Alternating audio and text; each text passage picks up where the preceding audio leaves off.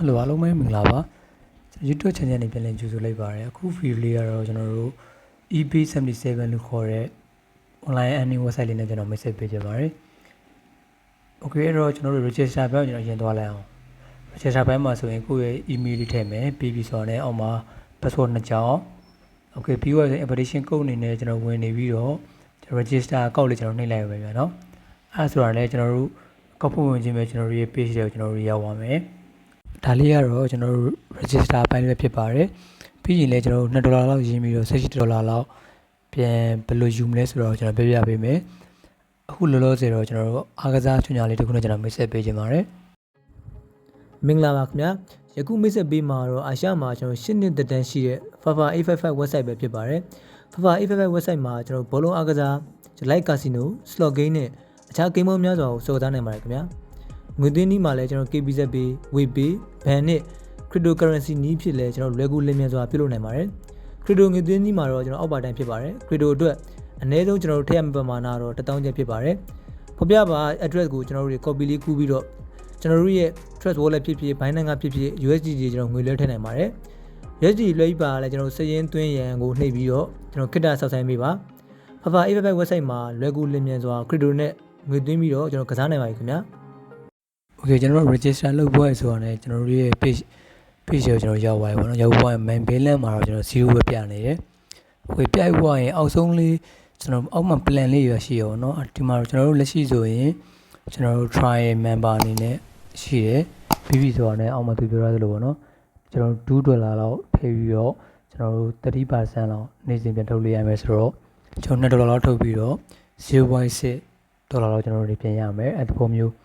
အဲ့တော့ကျွန်တော်တို့ဒီ plan လေးကိုကျွန်တော်စဝင်လို့ရအောင်ကျွန်တော် recharge တွေကျွန်တော်တို့နှိပ်ကြည့်လိုက်မယ် recharge နှိပ်ပြီးဆိုတော့လည်းသူရဲ့ address လေးပေါ်လာတယ်ပေါ့နော်အဲ့ဒါလေးကျွန်တော် copy ကူးပြီးတော့ message များအဆင်ပြေတဲ့ Trust Wallet ဖြစ်ဖြစ် Binance ဖြစ်ဖြစ်ကျွန်တော်တို့ထည့်လို့ရတယ် Okay ကျွန်တော်ဆိုရင်တော့ဒီမှာထည့်ရတာပေါ့နော်$2ကျွန်တော်ရပါပြီရိုက်ပွဲဆိုတော့လည်း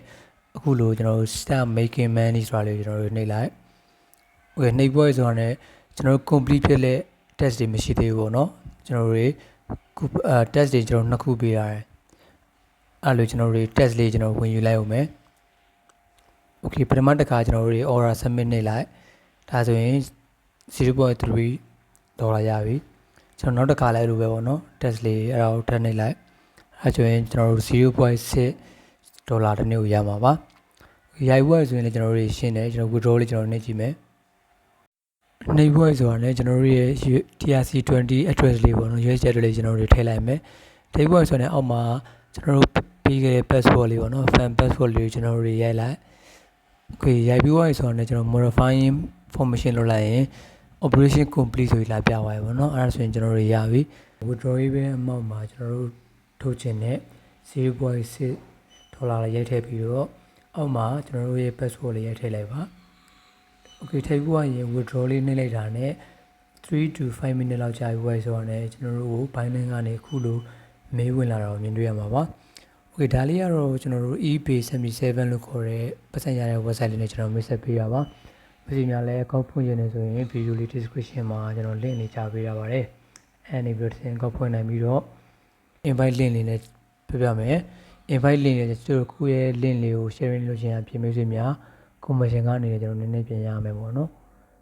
ဒါပြင်ကျွန်တော်ရဲ့ channel မှာထပ်တင်မဲ့ကျွန်တော်တို့ application တွေ website တွေအကြောင်းတွေကိုသိချင်တော့ကျွန်တော် Telegram channel ကိုလာရောက် join နိုင်မှာကြောင်းပြောချင်နေပဲကျွန်တော်ရဲ့ video လေးဒီမှာပဲဆုံးသက်လိုက်ပါရနော်မိတ်ဆွေများအားလုံးကျေးဇူးများတင်ပါတယ်ဗျ